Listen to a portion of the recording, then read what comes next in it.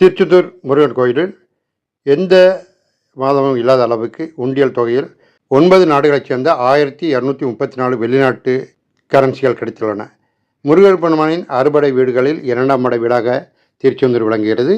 தினசரி நூற்றுக்கான பக்தர்களும் விடுமுறை திருவிழா போன்ற விசேஷ நாட்களில் திருவிழா நாட்களில் ஆயிரக்கணக்கான பக்தர்களும் சுவாமி தரிசனத்துக்காக முருகனை கும்பிடுவதற்கு வருகிறார்கள்.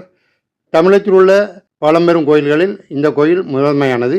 இங்கு பக்தர்களின் காணிக்கை உண்டியல், கோசாலை பராமரிப்பு உண்டியல், திருக்கோயிலில் உள்ள யானை பராமரிப்பு உண்டியல், அன்னதான உண்டியல் என 30க்கும் மேற்பட்ட உண்டியல்கள் வரிசையாக வைக்கப்பட்டிருக்கின்றன. தற்போது புதிதாக குடமுழுக்கை முன்னிட்டு கூடுதலாக ஒரு உண்டியலும் வைக்கப்பட்டுள்ளது. இம்மாத உண்டியல் எண்ணும் பணி நடந்தது. கடந்த 2 நாட்களாக எண்ணப்பட்ட இந்த உண்டியல் காணிக்கைகளில் முதல் நாளில் 3,76,38,927 ரூபாய் உண்டியல் காணிக்கையாகும். 2வது நாளில் 30,93,985 ரூபாய், மொத்தம் 4,07,32,912 ரூபாய் வருவாயாக கிடைத்திருக்கிறது. மேலும் இது தவிர 1,908 கிராம் தங்கமும், 21,100 கிராம் வெள்ளியும், 26,100 கிராம் பித்தளையும் கிடைத்திருக்கிறது. இதுவரை எந்த மாதமும் இல்லாத அளவுக்கு வெளிநாட்டு நோட்டுகளின் கரன்சிகளின் எண்ணிக்கை அதிகமாக இருக்கிறது. குறிப்பாக Ilangai, America, Singapore, Malaysia, London, Australia, England, அரபு நாடுகள், சவுதி அரேபியா, குவைத் போன்ற நாடுகளிலிருந்து கரன்சிகள் உண்டியலில் காணிக்கையாக இடப்பட்டிருந்தன. மொத்தம் 1,234 வெளிநாட்டு கரன்சிகள் காணிக்கையாக கிடைத்துள்ளது.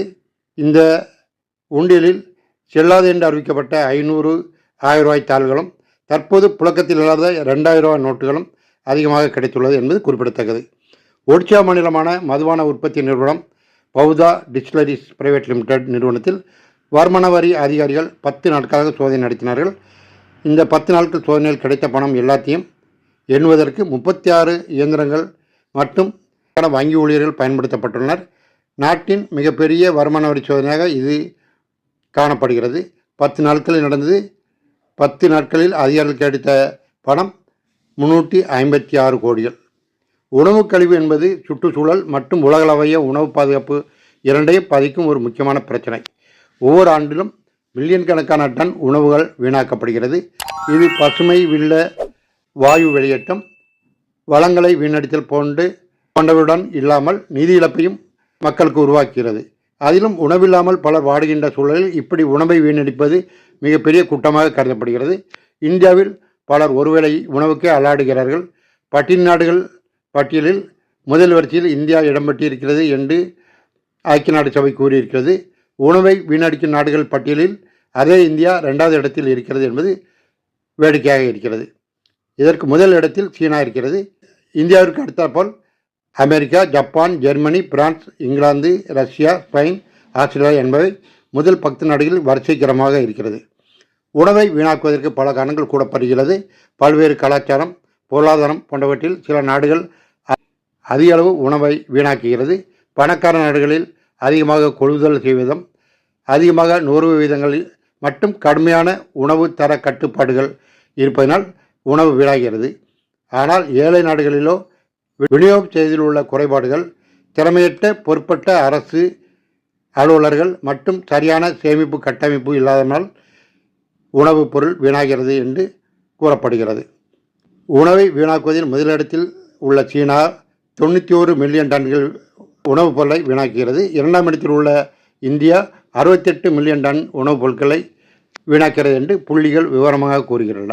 மீனில் ஏராளமான புரதம், ஒமேகா 3 கொழுப்பு அமிலங்கள் மற்றும் வைட்டமின்கள் உள்ளன. 100 கிராம் வேக வைத்த மீனில் 20 கிராம் கலோரி, 22 கிராம் புரதம், 12 கிராம் கொழுப்பு உள்ளது. மேலும் இதில் sodium, potassium, calcium, vitamin C, vitamin B, vitamin B6 போன்றவை அதிக அளவில் உள்ளன.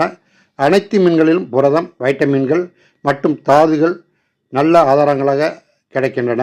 மீனில் உள்ள ஒமேகா 2 மற்றும் பிற ஊட்டச்சத்துக்கள் இதய ஆரோக்கியத்தை மேம்படுத்துவதோடு மாரடைப்பு வருவதையும் தடுக்கிறது, குறைக்கிறது என்று ஆய்வுகள் கூறுகின்றன. வாரம் 2 முறை மீனை உண்டாலே போதும் என்கிறார்கள். மீன் நாட்டம் பிடிக்காவிட்டால் மீன் குழம்பு மணக்கத்தான் செய்யும். அப்போது மனம் இருக்கும்